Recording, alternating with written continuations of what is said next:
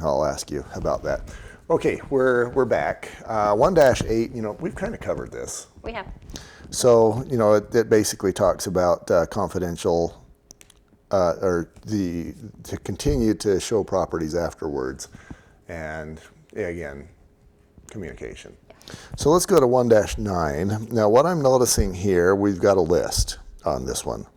We've got a list of 3 items, and then item number 3 goes A, B, C, and D. And item number 1 says reveal confidential information. 2 says use confidential information. 3 says use confidential information. And then it identifies, different subcategories of using confidential information. So my big question is, what's confidential information? About anything. Yeah. You might have clients that don't want to disclose that their children have a disease. Mm-hmm. They might not want to disclose what their occupation is. I have clients who work for the FBI. They don't want their neighbors knowing what they're doing. Okay. They might not want someone knowing what religion they belong to. If somebody asks, one of the neighbors asks, obviously, it's religion. I never touched that with a 10-foot pole. But nobody people might not want other people to know that I work undercover for DEA. Cool. Yeah, right?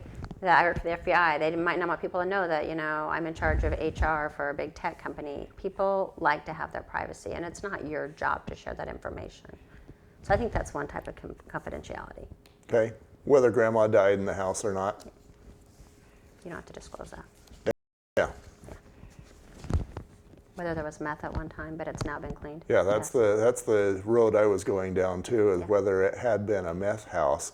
And you can make an argument both ways on, if it was a meth house and was cleaned up, you can make an argument that should or should not be disclosed. But me having been in the meth remediation business for some time, legally, once it's been cleaned up, there is no obligation to disclose.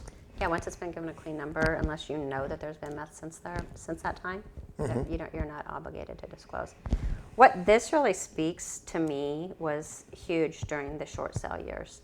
Mm-hmm. When short sale, somebody had to they had to give me 2 years tax returns, their last pay statements. They had to write letters about their family situation. They had to disclose their car payments, any loan that they had, their credit card loans, anything. Mm-hmm. How many people were living in the house? That is a lot of personal information. And I was responsible for that. And it had to be updated, like paychecks and stuff, every month. So I compiled quite a bit of information sitting in my basement, right? Uh-huh.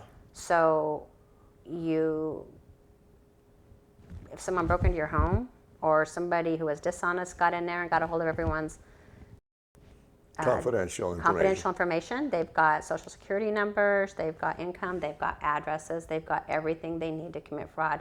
And I remember being very terrified that there would be some unscrupulous people who would use this information, for their own gain later years. Mm-hmm. Thankfully, we've never seen that, that I was terrified for. Like that sort of thing, like when my files were done. And the hard thing was that you were required to keep all this information in case your file got pulled forward. But I had already, once I submitted all of those items to the bank, the tax returns and things, mm-hmm. Or once that file was closed, I shredded all that information so no one could have access to it. But the problem is, people could still access that stuff online, and you're responsible for it. Yeah, that's kind of my thing, is if you've got all this confidential information from the past 10 years in your basement in boxes. Fortunately, you don't now. Hopefully it's all online. Yes. That's probably not secure enough. And if somebody steals that and you haven't been careful enough, you might be guilty of disclosing confidential information. Right. You shred that thing with the smallest shredder you can possibly get. So yeah, I'm thinking, my first thought was, well, get a secure or something, but my second thought is, no, it just needs to not be in your basement. Hand it to your broker, and in today's age, it's electronic. Right, but the broker had to keep a copy, but so did the agent for 3 years, plus the remainder of the year that the transaction happened. So you could be keeping it up to 4 years, but that was, you had to hang on to that stuff. Okay. Crazy. But then at the minute you can shred it and get rid of it. But now, hopefully, everyone is doing everything online. But now you have to be worried about your online security. Yeah, so now the question is, do you put it on your own hard drive behind a password, or do you put it online, maybe on a Google Drive, perhaps behind a password? Those are things that should be considered. You could definitely consider, yeah. And I know I don't have that answer. I think probably the right person to ask for that one would be the broker. Yeah. And you know, and a lot of people, like when they write, you know, when they send an offer in, you can ask your clients if they want to write a letter to tell about their family. Mm-hmm. But I wouldn't just volunteer the information. Yeah.